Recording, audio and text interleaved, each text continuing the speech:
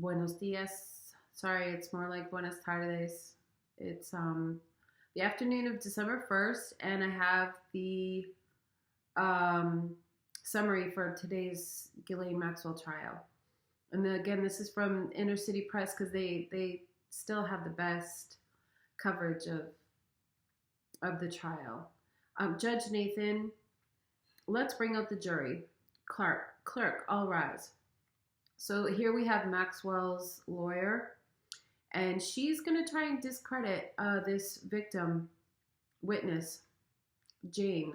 She's the one we left off with yesterday, so she's continuing their cross-examination. Maxwell's lawyer, Menninger, did you turn 17 in your final year at Interlochen Art Music School? Jane, no, I was 16. Menninger, jurors, pick up the smaller binder under your chairs and turn to J3. Menninger, and your application said you came from a long and loving family, right? Jane, that's what it says. Menninger, do you recognize the document? Jane, I do not recognize it per se, but I see my signature. Menninger, it's your application to Interlochen. Menninger, when you spoke to your younger brother, you didn't mention there was a woman, correct? Jane, I don't think so. Menninger, and you told a news source that you were approached by Ghislaine. No mention of Ghislaine, correct? Jane, I don't remember that.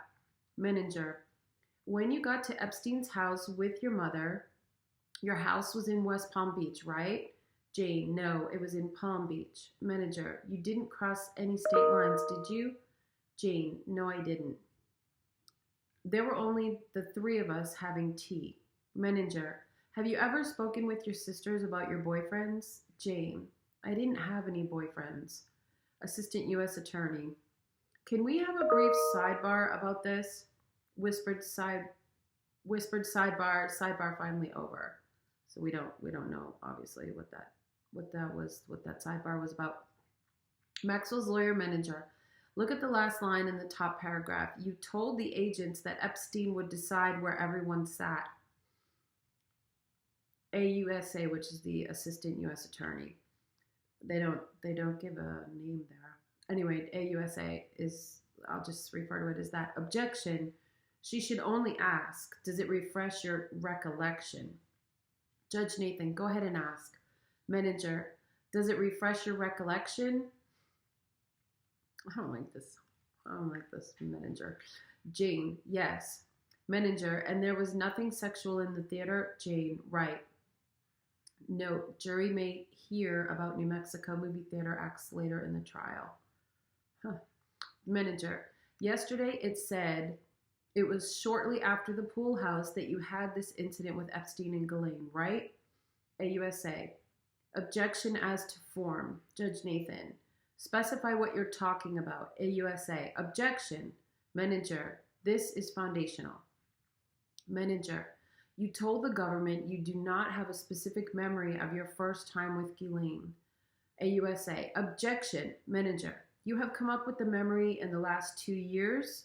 Jane, I don't believe I have come up with memory, no. Jane, it is not typed up right on this form. Maxwell's lawyer, Menninger, another typo by the government. AUSA, objection. Menninger, you told the government Ghislaine never used sex toys or a vibrator on you, correct? Jane, correct. Note, that's what was asked.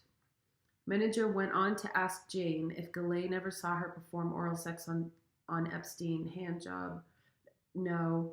Intercourse, no. Note, we're not going blow by blow for this portion. Menninger, look at 39-008 at page 5. Does this refresh your recollection? Jane, no.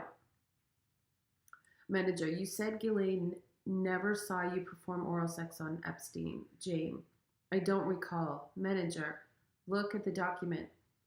Judge Nathan, let's take a break. Yeah, let's. Okay, so that's where it breaks.